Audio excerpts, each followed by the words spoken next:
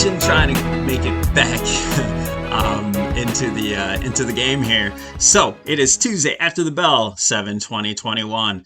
Thanks for joining us here at Options Tender. We have a lot to go through. We're going to go through SPX on the multiple time frame, ES, and the VIX. We're going to cut it off there, and we'll continue on with members, Patreon members, with individual names, and also go through a couple other different markets.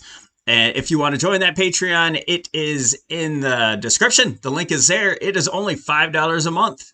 So come join us. If you don't like it, you can quit that $5 and leave it at that. By golly, this should be enough information for you anyway, right? No, just kidding. Okay, so here we go. We had a fantastic day in the room with our trades. We put on some swings. We're bullish as can be right now, but we have to stay neutral for tomorrow, and I'll show you why. We went from bearish yesterday to neutral today. It's very, very important to watch all of these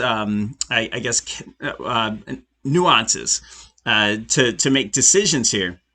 So we have our account. We didn't change that as of yesterday. We just added the wave 1 from this wave 4. We're starting to do wave 1 and a wave 2 potentially. We came right back to the 61.8 retracement and bounced really hard.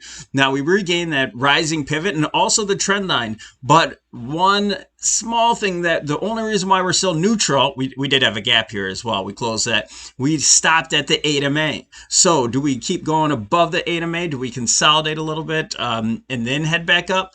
Or do we actually start to head back down for another wave to the downside?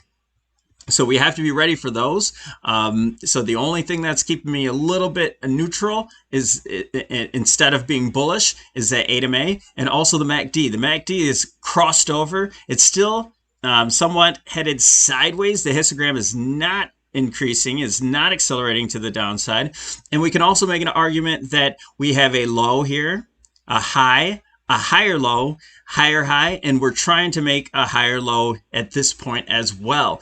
And what kind of confirms that situation is the RSI is bouncing right off of that 40 to 43 area back here in May, back in June, and now here in July, making that bounce. And if we get some follow through, then maybe we'll cross back over on this MACD. So just a huge bullish move with some great follow through in order to change this bearish market that we thought we were in into at least a neutral market. And that's huge over just in one single day. Okay, so let's move over to the SPY. Let's check out the volume, see if we have any confirmation here. All right, there's typically more volume in down days, especially when we're at support here. So we have beautiful volume to give us that maybe a graveyard doji or an evening star, or whatever you want to call it.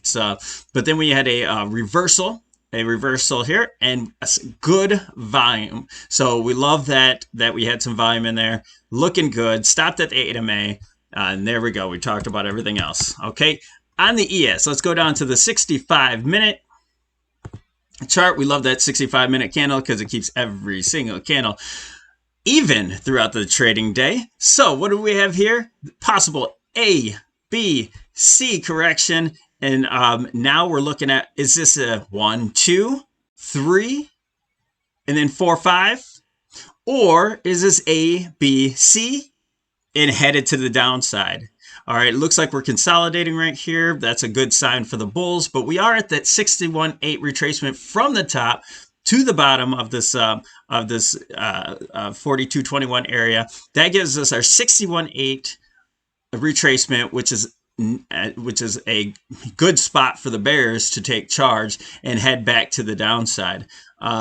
So tomorrow we're gonna have to wait. We're gonna have to see what happens, see how we handle this overnight.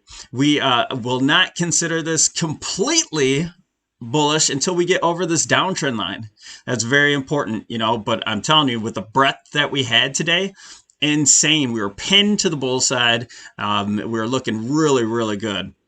All right, so that's our argument there. We're going to go through VX. just to see the futures. Let's go to the daily so we can see it a little bit better.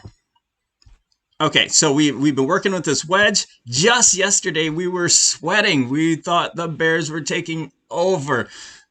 Pulled back, just rejected off of the 200 MA, coinciding with the wedge, and now pulling back and even breaking that resistance once again. Now, this still puts us in a neutral spot because this is a 1-2, and the 3. Are we? We're looking to see how we're counting this. This is A, B, C, and we're pulling back. Will it hold at this triangle and then start moving up? We don't know. So if we start to break down this triangle, then we are, full bull, as they say, and then we might be coming back down for another divergent low, and then we'll be careful to watch this again. But this important resistance area, it's been contacted many times, and then we rejected off of the wedge top. So that's it. We're pretty much neutral. We have our bullish swings on. So overall, in the long run to intermediate, we are bullish still. But in the short term is what we're questioning. We're neutral in the short term, and that's going to be it, you guys. For non-members, hit this notification button if you want to receive these videos